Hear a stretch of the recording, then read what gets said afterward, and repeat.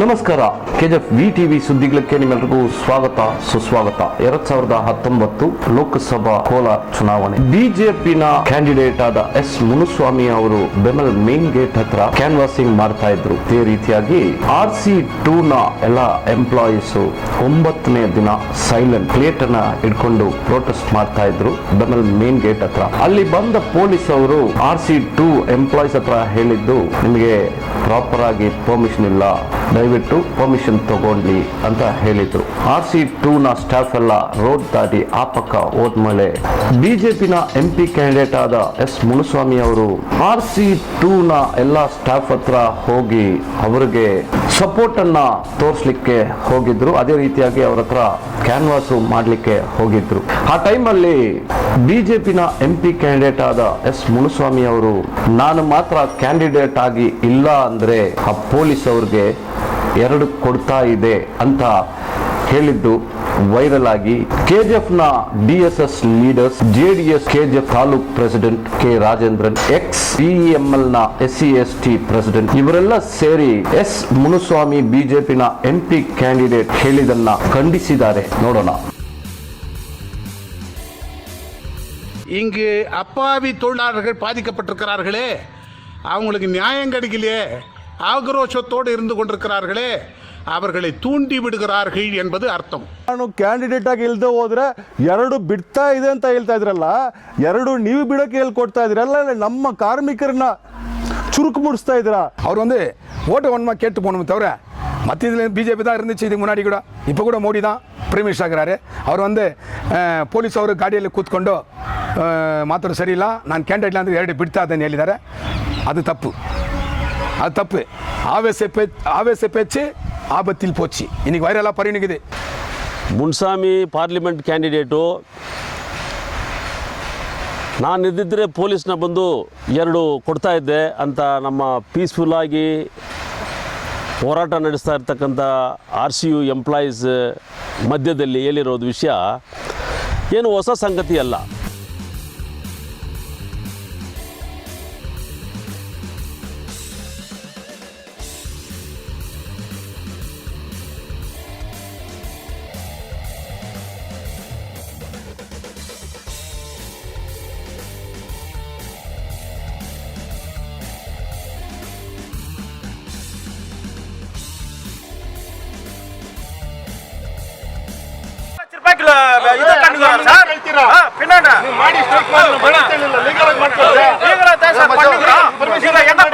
கொடுக்குறீங்க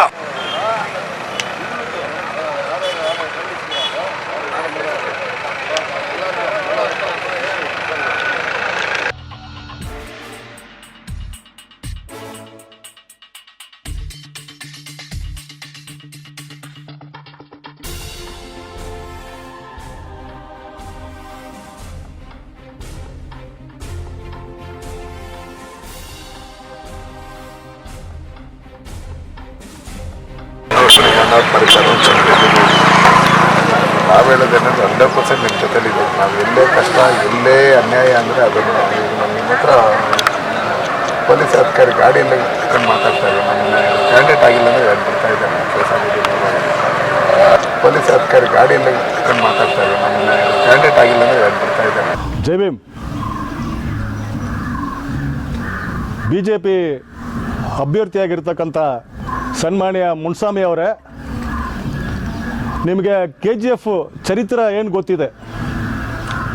ಕಳೆದ ಬಾರಿ ನೀವು ಬೇತಮಂಗಲದಲ್ಲಿ ಸ್ವರ್ಣನಗರಲ್ಲಿ ಒಂದು ಹೇಳಿಕೆಯನ್ನು ಕೊಟ್ಟಿದ್ರಿ. ಆ ಹೇಳಿಕೆನ ನೋಡುವಾಗ ನಮಗೆ ಹೊಟ್ಟೆ ಉರಿ ಆಯಿತು. ಏನು ಗೊತ್ತಾ ಅಣ್ಣ, ಈ ಕುಪ್ಪಂಗೆ ಹೋಗುವಾಗ ರೈಟ್ ಸೈಡಲ್ಲಿ ಇದೆಲ್ಲ ಅದು ಏನು ಜಾಗ ಅಂತ ನೀವು ಸಂಪಂಗಿ ಅವ್ರನ್ನ ಕೇಳಿದ್ರಿ. ಸಂಪಂಗಿ ಮುಖವನ್ನು ಒಂದು ಥರ ಇಟ್ಕೊಂಡು PGML ಹರ್ಟು ಅಂದರು. KGF ಇಂದ ನಾವು ಏನು ಕುಪ್ಪಂಗೆ ಹೋಗ್ತೀರಾ, ಆ ರೋಡಲ್ಲಿ ರೈಟ್ ಸೈಡಲ್ಲಿ ಮನೆಗಳಿದ್ದಾವೆ, ಹಳೇ ಮನೆಗಳು. ಏನು ಮನೆಗಳು? ನಾವು ಎಲ್ಲ ಮೈನಿಂಗ್ ಹೆಡ್ಸು ರೀ, ಅದು ಹರ್ಟಲ್ಲ ರೀ, ನಮ್ಮ ಹೊಟ್ಟೆ ಉರಿಗಳಲ್ಲಿ 10 ವರ್ಷ ಇದ್ರು ಸಂಪಂಗಿ. ಏನು ಕಿತ್ಕೊಂಡು ಬಿಟ್ರು? ಏನು ಕಿತ್ತಿಲ್ಲ ಇಲ್ಲಿ. ಇವತ್ತು ನೀವು ಓಟ್ ಕೇಳೋರು ಓಟ್ ಭಿಕ್ಷೆ ಬೇಡವರು ಹೋದ್ರ ಓಟ್ ಭಿಕ್ಷಕ್ಕೆ ಬೇಡ್ಕೊಂಡು ಬರ್ರಿ. ಅದನ್ನು ಬಿಟ್ಟು ಪಾಪ ಹೊಟ್ಟೆಪಾಡಕ್ಕೋಸ್ಕರ 20 ದಿವಸ ಕೆಲಸ ಇಲ್ಲದ 15 ದಿವಸ ಕೆಲಸ ಇಲ್ಲದ ಪಾಪ ಬೀದಿ ಹೋರಾಟ ಮಾಡಕ್ಕೆ ಬಂದಿದ್ದಾರೆ. ಕೇಂದ್ರ ಸರ್ಕಾರ ನಿಮ್ಮದೇ ಇತ್ತು, ರಾಜ್ಯದಲ್ಲಿ ನೀವೇ ಇದ್ರಿ.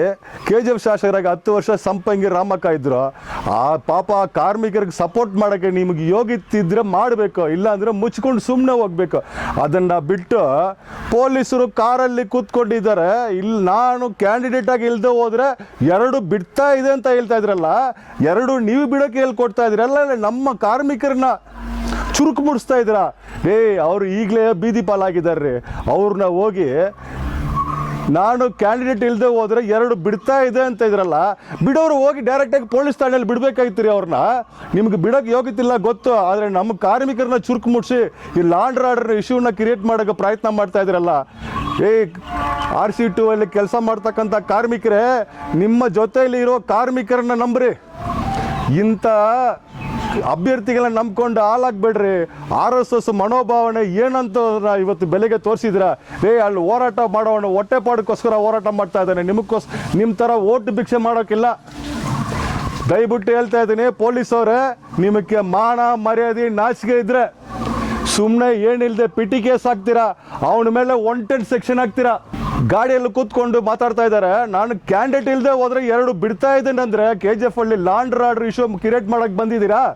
35 ವರ್ಷ 40 ವರ್ಷಗಳಿಂದ ಊರು ಸೈಲೆಂಟ್ ಆಗಿದೆ ರೀ.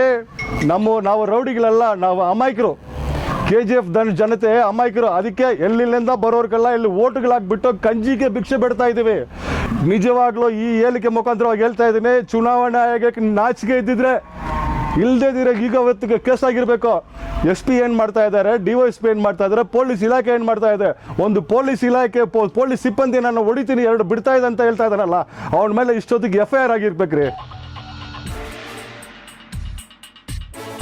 ಮುನ್ಸ್ವಾಮಿ ಪಾರ್ಲಿಮೆಂಟ್ ಕ್ಯಾಂಡಿಡೇಟು, ನಾನು ಇದ್ದಿದ್ದರೆ ಪೊಲೀಸ್ನ ಬಂದು 2 ಕೊಡ್ತಾ ಇದ್ದೆ ಅಂತ ನಮ್ಮ ಪೀಸ್ಫುಲ್ಲಾಗಿ ಹೋರಾಟ ನಡೆಸ್ತಾ ಇರ್ತಕ್ಕಂಥ RCU ಎಂಪ್ಲಾಯೀಸ್ ಮಧ್ಯದಲ್ಲಿ ಹೇಳಿರೋದು ವಿಷಯ ಏನು ಹೊಸ ಸಂಗತಿ ಅಲ್ಲ. ಒಬ್ಬ ರೌಡಿ ಲಿಸ್ಟಲ್ಲಿ ಇರ್ತಕ್ಕಂಥ ಒಬ್ಬ ಅಭ್ಯರ್ಥಿ ಯಾವ ರೀತಿ ಮಾತಾಡಬೇಕೋ ಆ ರೀತಿ ಮಾತಾಡಿದ್ದಾರೆ. ಇದರಿಂದ ನಮ್ಮ ಜನರು ಏನು ಗೊತ್ತಾಗಬೇಕಂತ ಹೇಳಿದ್ರೆ, ಇವಾಗ ಕೋಲಾರ ಪಾರ್ಲಿಮೆಂಟ್ ಚುನಾವಣೆ ನಡೀತಾ ಇದೆ. ಯಾರನ್ನು ನಾವು ಚುನಾಯಿಸಬೇಕು ಅನ್ನೋದು ನೋಡುವಾಗ ನಮಗೆ ಒಂದು ಒಳ್ಳೆಯ ಅಭ್ಯರ್ಥಿ ಬೇಕು. ಆ ಅಭ್ಯರ್ಥಿಗೆ ಅರ್ಹತೆ ಏನಂತ ಹೇಳಿದರೆ, ಒಳ್ಳೆ ಕ್ವಾಲಿಟೀಸು, ಡಿಸಿಪ್ಲಿನು, ಡೆಕೋರಮು ಮೇಂಟೈನ್ ಮಾಡಿರ್ತಕ್ಕಂಥವ್ರು ಇರಬೇಕು. ಯಾವುದೇ ಕೇಸ್ ಇಲ್ಲದೆ, ರೌಡಿ ಶೀಟಲ್ಲಿ ಲಿಸ್ಟ್ ಇಲ್ಲದೆ ಇರ್ತಕ್ಕಂಥವ್ರು ಇರಬೇಕು ಅಂತ ನಾವೆಲ್ಲ ಬಂದು ಪ್ರಜ್ಞಾವಂತರು, ವಿದ್ಯಾವಂತರೆಲ್ಲ ಬಂದು ಎಕ್ಸ್ಪೆಕ್ಟ್ ಮಾಡೋ ಒಂದು ವಿಷಯದಲ್ಲಿ ಇವತ್ತಿನ ಘಟನೆ ಬಂದು ನೋಡುವಾಗಲೇ ಇನ್ನೂ ಗೆದ್ದು ಬಂದಿಲ್ಲ, ಅದಕ್ಕೆ ಮುಂಚಿತವಾಗಿಯೇ ಬಂದು ಈ ರೀತಿ ಮುನ್ಸ್ವಾಮಿ ಪೊಲೀಸ್ನವ್ರ ಮೇಲೆ ಬಂದು ದೌರ್ಜನ್ಯ ಮಾಡ್ತೀನಿ, ನಾನಿದ್ದಿದ್ದರೆ ಬಂದು ಹೊಡೆದು ಬಿಡ್ತೀನಿ ಅಂತ ಹೇಳೋ ಮಾತಿದೆಯಲ್ಲ, ಅದು ಇದನ್ನು ಜನ ಬಂದು ಗಮನಿಸಬೇಕು. ಬರ್ತಕ್ಕಂಥ ಈ ಚುನಾವಣೆಯಲ್ಲಿ ಬಂದು ಯಾವ ರೀತಿ ನಿರ್ಧಾರ ತಗೋಬೇಕು ಅನ್ನೋದು ಇವತ್ತಿನ ದಿವಸನೇ ಬಂದು ಅವರು ತೀರ್ಮಾನ ಮಾಡಿ ಈ ಮುನ್ಸ್ವಾಮಿನ ಬಂದು ಇವತ್ತಿಂದನೇ ಬಂದು ರಿಜೆಕ್ಟ್ ಮಾಡಬೇಕಂತ ಜಾತ್ಯತೀತ ಜನತಾದಳದ ಪರವಾಗಿ ನಮ್ಮ ಸಾರ್ವಜನಿಕರಲ್ಲಿ, ಮತದಾರರಲ್ಲಿ ನಾನು ಇವತ್ತಿನ ದಿವಸ ನಮ್ಮ VTV ಮುಖಾಂತರ ಬೇಡ್ಕೊಳ್ತಾ ಇದ್ದೀನಿ.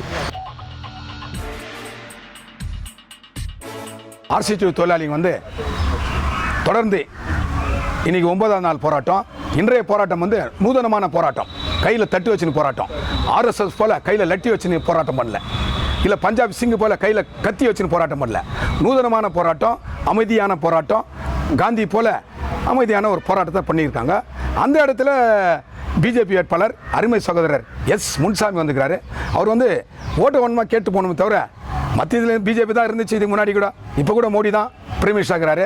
ಅವರು ಪೊಲೀಸ್ ಅವರು ಗಾಡಿಯಲ್ಲಿ ಕೂತ್ಕೊಂಡು ಮಾತಾಡೋ ಸರಿ ಇಲ್ಲ, ನಾನು ಕ್ಯಾಂಡಿಡೇಟ್ ಇಲ್ಲ ಅಂದರೆ 2 ಬಿಡ್ತಾ ಇದ್ದೇನೆ ಹೇಳಿದ್ದಾರೆ. ಅದು ತಪ್ಪು. ஆவேச பேச்சு ஆபத்தில் போச்சு. இன்னைக்கு வைரலாக பரவினுக்குது எல்லா வீடியோ. அதுதான் திங்க் தென் ஸ்பீக். எப்பவுமே ஏதோ ஒன்று யோசனை பண்ணி பேசணும். முதிர்ந்த அரசியல்வாதி இந்த மாதிரிலாம் பேச மாட்டான். அதனால் இன்றைக்குமே இன்னும் தேர்தல் நாள் இருக்குது. இனிமேல் வந்து சட்ட ரீதியான பேச்சை தான் வந்து அருமை சகோதரர் எஸ் முனுசாமி பேசணுன்றது என்னுடைய கோரிக்கை. அதுக்கப்புறம் அந்த கோட் ஆஃப் கான்டக்ட்னும் போது நானும் கேட்குறேன், எலெக்ஷன் கமிஷனர்லேருந்து போலீஸ் டிபார்ட்மெண்ட்டை, கோட் ஆஃப் கான்டக்ட் மலையாளம் தெரியும் இல்லையா? பெருமாள் இஸ்துன்னு வராங்க, மலையாளத்தில் 1 லட்சம் பேர் சொல்கிறான், கத்திலி வெட்டிக்கணும். இங்கே 20 பேர் நின்று காலையில் ஒரு 10 நிமிஷம் தட்டி வச்சு நின்னா கோட் ஆஃப் கான்டக்ட், அது தப்பு. யோசிக்கணும், வாழ்வாதார பிரச்சனை, சாப்பாட்டுக்கு இல்லை, அதுதான் அந்த போராட்டம். 1 லட்சம் பேர் சேர்ந்தா கோட் ஆஃப் கான்டக்ட் இல்லை, 10 பேர் நின்று போராட்டம் பண்ணால் கோட் ஆஃப் கான்டக்ட் சொல்கிறது வந்து தப்பு. அதே சமயம் போலீஸை 2 அடி அடிக்கிறேன் அப்படின்னு சொல்கிறது தான் தப்பு. இனிமேல் வந்து ஆர்சிசி தொழிலாளிங்க வந்து போராடணும்னு சொன்னால் பர்மனெண்ட் எம்ப்ளாய்க்கு ஒரு ஸ்டாண்டிங் ஆர்டர் இருக்குது. பர்மனெண்ட் எம்ப்ளாய் மெயின் கேட்டில் பிட்டு திருடி மாட்டிங்கன்னா கூட என்கொயரி வச்சுட்டு வேலை கொடுத்துட்றான். அந்த மாதிரி உங்களுக்கு ஒரு சேஃப்டி நான் சொன்னால் ஸ்டாண்டிங் ஆர்டர் வேணும். அந்த ஸ்டாண்டிங் ஆர்டரை பற்றி முதல்ல நீங்கள் போராட்டத்துக்கு முன் வரணும். எப்பவுமே நான் வந்து உங்களுக்கு ஆதரவாக இருப்பேன். ஆர்சி தொழிலாளிக்கு என்றைக்குமே நான் வந்து ஆதரவாக இருப்பேன். இளைஞர்களுக்கு இது ரொம்ப தெளிவாகவே தெரியும். நான் சொல்லி அவங்க தெரிஞ்சுக்க வேண்டிய அவசியம் இல்லை. போலீஸ்காரன் மேலே போய் கையை வச்சா பாம்பு புத்தில் கையை விடுற மாதிரி அது. போலீஸ்காரர்கள் என்ன செய்வார்கள்? அவங்க பாதுகாப்புக்காக வந்தவர்கள். அவங்கள போயிட்டு நான் அடிக்கிறேன் அப்படின்னு சொன்னால், இங்கு அப்பாவி தொழிலாளர்கள் பாதிக்கப்பட்டிருக்கிறார்களே, அவங்களுக்கு நியாயம் கிடைக்கலையே, ஆக்ரோஷத்தோடு இருந்து கொண்டிருக்கிறார்களே, அவர்களை தூண்டி விடுகிறார்கள் என்பது அர்த்தம். நீ போய் போலீஸ்காரன் மேலே கை வைடா அப்படின்னு இன்டைரக்டாக சொல்கிறது தான் இது. அப்படி தூண்டி விடுறது வந்து மிகப்பெரிய குற்றம். இது இவங்க வந்து தொழிலாளர்கள் இருக்கிறாங்களே, இந்த தொழிலாளர்கள் உழைப்பை சுரண்டி கொண்டிருக்கிற இந்த அரசாங்கம் போலீஸ்காரனை போய் அடிச்சுட்டு அதில் வேற போய் மாட்டின்னு நடுத்தருவில் போய் நிர்கதியாக நிற்கணுமா? அதுக்காக தூண்டி விடுற இந்த மாதிரி அயோக்கியத்தனமான பேச்சுங்களை எல்லாம் வந்து யாரும் ஏற்றுக்கொள்ளக்கூடாது. எந்த இளைஞனும் ஏற்றுக்கொள்ள மாட்டான். சம்பங்கி பேசாத இருக்கிறார் அப்படின்னு சொன்னாவே அவர் பேசுறது யார்? எஸ் முன்சாமி தானே? எஸ் முன்சாமி பேசுறது அது ரைட் அப்படின்னு சொல்றாருன்றது அர்த்தம். Because the silence, keeping of silence is the sign of acceptance. அவர் சொல்றதை இவர் ஏற்றுக்கொள்ளுகிறார் என்பதே அர்த்தமாகும். ஒரு எக்ஸ்பீரியன்ஸ்டு லீடராக இருக்கிறவன் என்ன பண்ணணும்? ஐயா நீ பேசுறது தப்பு அப்படின்னு சொல்லணும். அல்லது அங்கேயே அவர் ஏதோ வாய் தவறி பேசிட்டாரு அப்படின்னு சொல்லியிருக்கணும். அதுதான் ஒரு லீடர், ஒரு தராதரம் மிகுந்த லீடருக்கு அர்த்தம். அதை விட்டுட்டு அவர் அடிச்சிருப்பேன் நான் அப்படின்னு சொன்னால், எலெக்ஷன் கோடு இல்லாமல் இருந்திருந்தால் போலீஸ்காரனை அடிச்சிடுவாரா? இவர் எத்தனை போலீஸ்காரனை இதுவரையிலும் அடிச்சுக்கிறாரு? இந்த அப்பாவி ஜனங்களை போலீஸ் அடிக்கிறதுக்கு தூண்டுறாரா? அது இல்லை, போராட்டம் நடத்துறதுக்கு நாங்கள் தயாராக இருக்கிறோம் அவங்களுக்காக. அதை வந்து சரிவர நம்மெல்லாம் வந்து வரையறுத்து கொள்ள வேண்டும். அந்த நேரத்தில் போராடலாம். இப்போ வந்து அவங்களுக்கு ஏற்பட்டிருக்கிற இந்த அபாயம், இந்த ஆபத்து, இந்த இதுக்கெல்லாம் பொறுப்பு வந்து அரசாங்கமே ஏற்றுக்கொள்ள வேண்டும். இந்த government should set an example for other sectors, private sectors. இங்கே வந்து லேபர் லாஸுங்கிற வந்து ஸ்ட்ரிக்டாக என்ஃபோர்ஸ் பண்ணணும். அவங்கள எக்ஸ்ப்ளாய்ட் பண்ணுறதே இந்த கவர்மெண்ட்டு. இந்த கவர்மெண்ட்டுக்கு வால் பிடிச்சின்னு போய் அடிச்சிடுறோம் போலீஸ்காரனாக்கா, வாட் டஸ் இட் மீன்?